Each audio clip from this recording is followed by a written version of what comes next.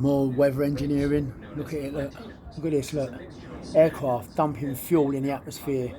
You know, you've got condensation trails and chemtrails, because if it's dry up there, it's not that dry. You can see it's not a deep blue sky. But look at all the aircraft have done. Look at it, look. Look.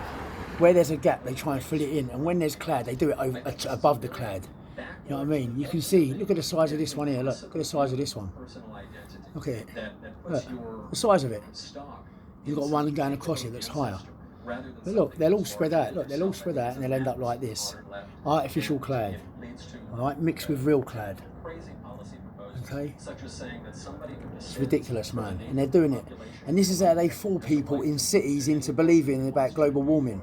That global warming is happening. Go in the countryside. Look on a weather map when they're telling you about the weather. It's always 3 degrees warmer, 2 or 3 degrees warmer in the city. You know why? Because we live in a desert, in a desert of sand. Everything's made of sand. Everything, bricks, mortar, glass, everything's made of sand. So obviously cities are going to be warmer. But don't get a false impression on global temperatures, because they haven't rised. In fact, they've fallen since 1995. There's been a trend of cooling, only slightly, but there's been a trend of cooling. So don't believe in this global warming stuff. Look at the real data, and don't believe that carbon dioxide increases temperatures, because it doesn't. The increase in temperature from the sun, okay, because it's reaching, I think, the end of its solar maximum, so it's really it's coming to the end of the hottest it's going to be. It is, but it might be even going past that now. It might have even passed solar maximum now, you know, and we're just waiting for them to confirm it. I don't know, but either way, the sun oscillates more or less in its size. It expands and contracts. When it expands, my God. You know, even 100,000 miles or kilometres expansion on either side is 200,000 kilometre expansion. You know, how much heat comes from that? It's 100,000 kilometres closer. You know, how much does it grow and shrink by? You know what I mean? Or expand and contract by? Either way, yeah.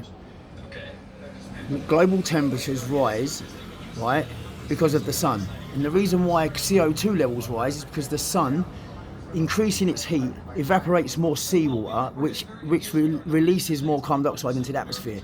Don't believe it's the other way round like they try and tell us, because it's not the other way round. You know, we're not all silly. We don't all believe all that rubbish. Some of us actually know what we're talking about, and we don't believe the bull. We don't believe the rubbish. You know. Anyway, people, that's the sky. That's the sky. That gap was probably been created by Canary Wharf. And the buildings, you know, the upwells of air, creating holes in the cloud.